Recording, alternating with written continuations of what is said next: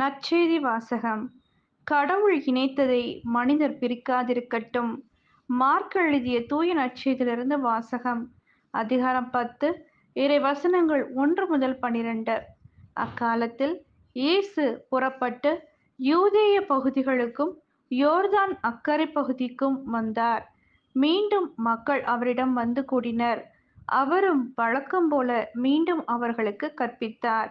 பரிசேயர் அவரை அணுகி, கணவன் தன் மனைவியை விலக்கி விடுவது முறையா என்று கேட்டு அவரை சோதித்தனர்.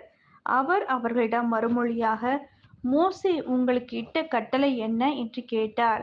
அவர்கள், மோசே மணவிலக்குச் சான்றிதழ் எழுதி அவரை விலக்கிவிடலாம் என்று அனுமதி அளித்துள்ளார் என்று கூறினார்கள்.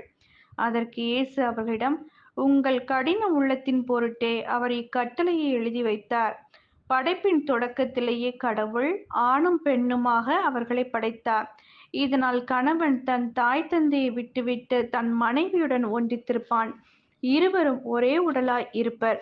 இனி அவர்கள் இருவர் அல்ல, ஒரே உடல். எனவே கடவுள் இணைத்ததை மனிதர் பிரிக்காதிருக்கட்டும் என்றார். பின்னர் வீட்டில் இதை பற்றி மீண்டும் சீடர் அவரை கேட்டனர். இயேசு அவர்களை நோக்கி, தன் மனைவியை விலக்கிவிட்டு வேறொரு பெண்ணை மணப்பவன் எவனும் அவருக்கு எதிராக விபச்சாரம் செய்கிறான்.